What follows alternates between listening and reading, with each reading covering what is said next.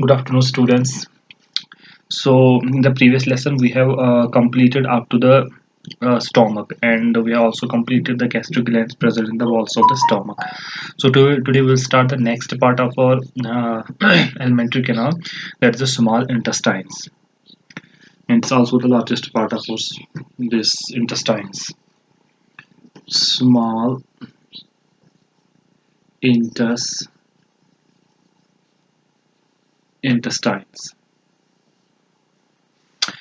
Uh, say for example, अगर मैं यहाँ पर डायग्राम थोड़ा सा बना लूँ.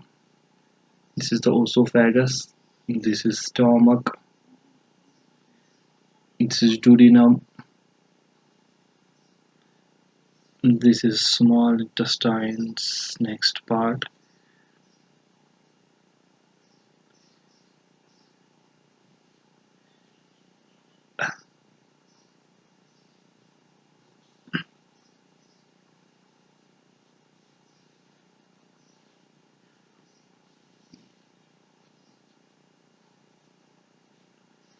And over this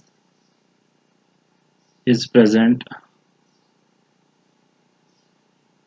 large intestines that we will discuss later.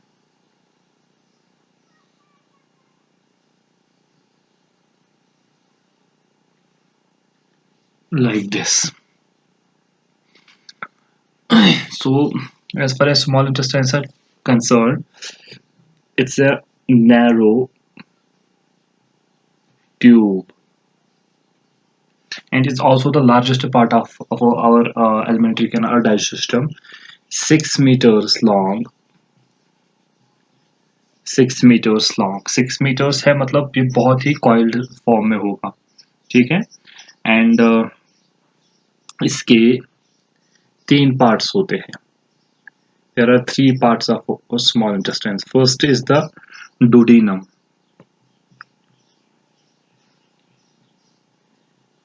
Second part is the jejunum.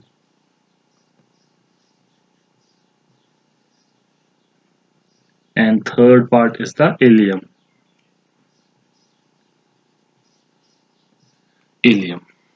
So this is the second next part of our alimentary canal after the stomach. Stomach opens, our stomach leads into the first part of our small, that is the duodenum. So it's the largest part of our digestive system, that is about 6 meters long. That means it must be very much coiled. So the first part is the duodenum, that is the C-shaped part that follows the stomach, and second part is the jejunum, and last one part is the ileum. These are the 3 parts of our small intestines. So let us see the first part. It is, if you can see here, it is the C-shaped part, and it is about 25 centimeters long. This part is the duodenum, and it is 25 centimeters long. ठीक है.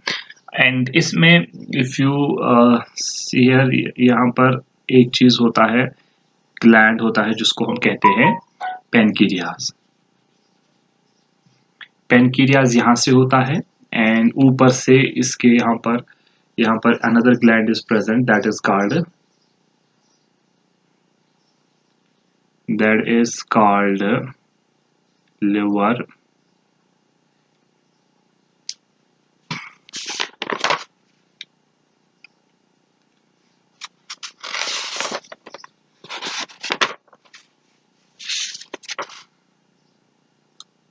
यहाँ से आ जाता है, यहाँ फिर मिल जाता है ये इसके साथ पेनक्रियाटिक डक्ट के साथ, फिर बन जाता है हिपैटो पेनक्रियाटिक डक्ट, और वही डक्ट ओपन हो जाता है किसमें, डुओडेनम में. दैट मीन्स डुओडेनम में अगर आप देखेंगे 2 डक्ट्स ओपन हो जाते हैं, पहला लिवर का डक्ट और पेनक्रियाज का डक्ट. लेकिन ये लिवर और पेनक्रियाज का डक्ट मिल जाता है, ये एक ही डक्ट बना लेते हैं, that is called hepato pancreatic duct. Hepatic duct from liver and pancreatic duct from pancreas, they both join and form a single duct, that is called the hepatopancreatic duct. तो ये C-shaped part of the this small intestine that follows the stomach, and it's about 25 centimeters long.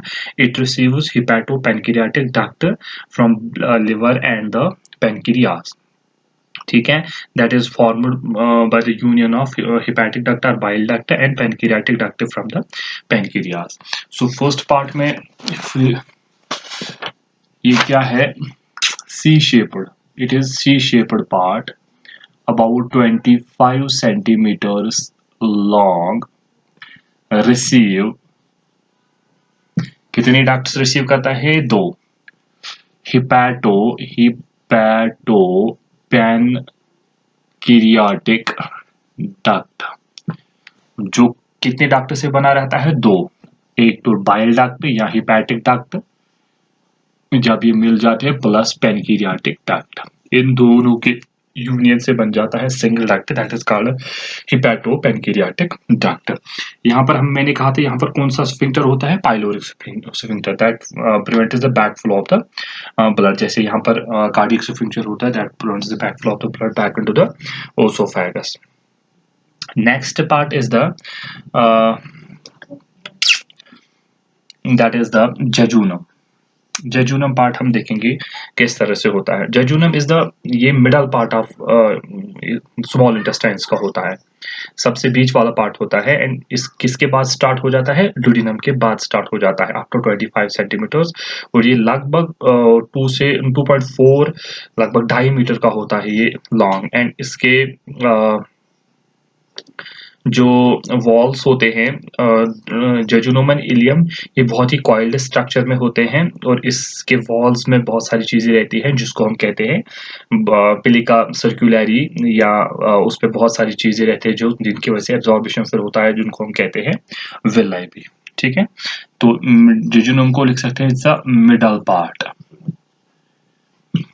It is the middle part about 2.4 meters long, highly coiled structure, highly coiled, ये बहुत ही coiled structure होता है सब में से। ठीक है, इसके वॉल जो होते हैं, इसके जो वॉल होते हैं बहुत ही मोटे होते हैं और हाईली वास्कुलर होते हैं, क्योंकि वहां पर एब्जॉर्बिशन बहुत ज्यादा हो जाता है।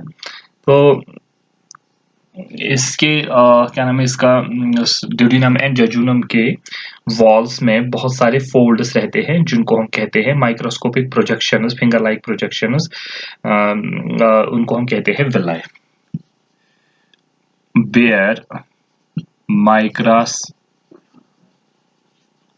Finger like projections called villi and microvilli। ठीक है, एंड इन विलाई का क्या काम होता है, they help in the absorption of the food. ठीक है, तो ये ग्लैंड्स कहाँ पर, ये पार्ट्स किसके हैं, स्मॉल इंटेस्टाइन्स के। अब आपको एक तरह का ग्लैंड होता है इस ड्यूडिनम पार्ट में, एक ग्लैंड होता है जिसको हम कहते हैं ब्रेनर्स ग्लैंड्स। इस ड्यूडिनम पार्ट में एक ग्लैंड प्रेजेंट होता है जिनको हम कहते हैं ब्रेनर्स ग्लैंड, जिनका क्या काम होता है, ये रिलीज करते हैं म्यूकस।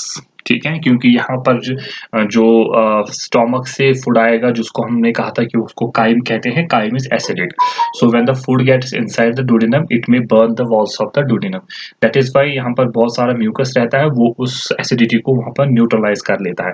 दूसरी चीज, यहाँ पर पेनक्रियाज से भी कुछ जो जूस होता है पेनक्रियाटिक, उसमें भी कुछ साल्ट्स होते हैं जिनकी वजह से न्यूट्रलाइजेशन होता है। ठीक है, तो ये कुछ पार्ट्स से क्या नाम है इसका, स्मॉल इंटेस्टाइन्स के। अब लास्ट वाला जो पार्ट है small intestine, that is the ileum. Ileum जो ये सबसे लास्ट वाला पार्ट होता है, कितना, ये 3.6 मीटर्स लॉन्ग होता है, एंड यही ओपन हो जाता है फिर लार्ज इंटेस्टाइन्स में। ठीक है, ये लास्ट पार्ट होता है, लास्ट पार्ट 3.6 meters लॉन्ग, किसमें ओपन हो जाता है, ओपन इन लार्ज इंटेस्टाइन्स। यही फिर किसमें ओपन हो जाएगा, लार्ज इंटेस्टाइन्स में। ठीक है, तो अब यहां से आगे चलने से पहले हम बताएंगे कि यहाँ पर कौन कौन से ग्लैंड्स होते हैं। यहाँ पर जो हमारे ग्लैंड्स होते हैं, इंटेस्टाइनल ग्लैंड्स जिनको कहते हैं, दे आर ऑफ 2 टाइप्स। तो इस इंटेस्टाइन्स में भी एक तरह के ग्लैंड्स होते हैं, सबसे पहले हम उनको देखेंगे, then we will move on. Intestinal glands. Intestinal glands सबसे पहला क्या होता है, जिसको हम कहते हैं crypts of Lieberkuhn. Crypts of Lieberkuhn, और दूसरा अभी मैंने बताया ब्रेनर्स ग्लैंड्स। ठीक है, और ये ब्रेनर्स ग्लैंड्स का सबसे पहले मैं फंक्शन इसका बता के रख लेता हूं। ये म्यूकस प्रोड्यूस करते हैं, म्यूकस प्रोड्यूसिंग ग्लैंड्स होते हैं। ये किस में मोस्टली प्रेजेंट होते हैं, डुडिनम।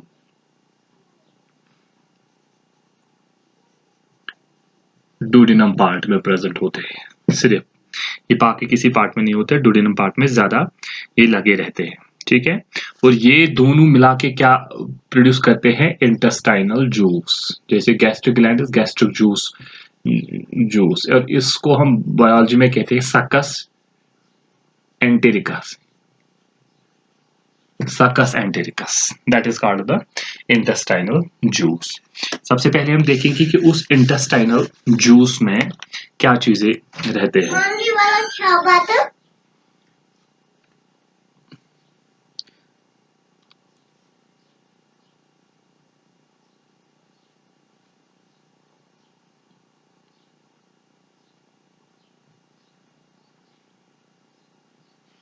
तो सबसे पहले देखेंगे हम इंटेस्टाइनल जूस का क्या कंपोजिशन होता है। इंटेस्टाइनल जूस का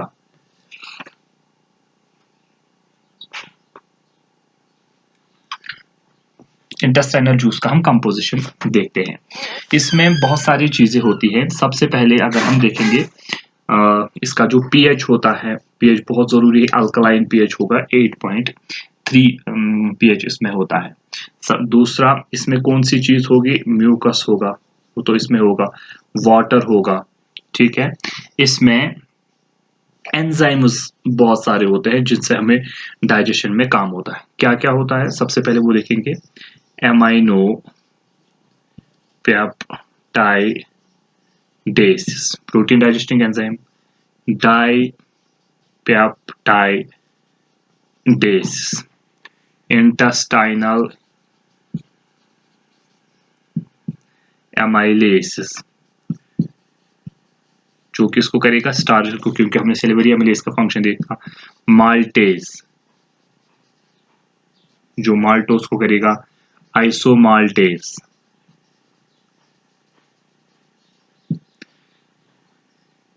सक्रेस, यहां पर वो लिखता हूं मैं, सक्रेस के बाद इसमें है इंटेस्टाइनल लाइपेस। इंटेस्टाइनल लाइपेस के बाद होता है न्यूक्लियसिस। अभी मैं इनका फंक्शन भी बता देता हूं। ठीक है, एंड बहुत सारे और भी एंजाइम जैसे कि आइसोमाल्टेस, लिमिडेक्सट्रेस, ये कुछ एंजाइम्स होते हैं जो इंटेस्टाइनल जूस में होते हैं। अमीनो पेप्टाइडेज प्रोटीन डाइजेस्टिंग, डाइपेप्टाइडेसिस ये प्रोटीन डाइजेस्टिंग, दोनों एंजाइम्स होते हैं, ये प्रोटीन्स को डाइजेस्ट करते हैं। इंटेस्टाइनल एमाइलेज ये स्टार्च को डाइजेस्ट करते हैं। माल्टेस ये माल्टोस, आइसोमाल्टेस ये दोनों किसको करेंगे, माल्टोस को। माल्टोस एक शुगर होता है। सक्रोस, सक्रेस किसको करेगा, एक शुगर होता है सक्रोस। इंटेस्टाइनल लाइपेस किसको करेगा, ये लाइपिड्स को डाइजेस्ट करेगा। न्यूक्लियस किसको करेगा, न्यूक्लिक एसिड्स, डीएनए और आरएनए को करेगा। आइसोमाल्टेस ये भी माल्टोस को ही करेगा, जो माल्टेस स्मॉल स्मॉल शुगर्स बनाएगा, ये भी शुगर्स को ही करेगा। ये दोनों शुगर डाइजेस्टिव एंजाइम्स होते हैं। तो ये सारी चीजें इंटेस्टाइनल जूस में प्रेजेंट होते हैं। इसीलिए हम कहते हैं कि इसमें सारे चीज़ों का डाइजेशन कंप्लीट हो जाता है, क्योंकि माउथ में digestion, the digestion of food starts in the mouth, only the starch part of the food is digested in the mouth because with the help of salivary amylase, and the rest of the starch is digested in the rest of the parts of the this the alimentary canal, and mostly in the small intestines. That is why we say that digestion is completed in the small intestines, because small intestines contains its own juice that's called saccus entericus, and it also receives juice from pancreas and liver.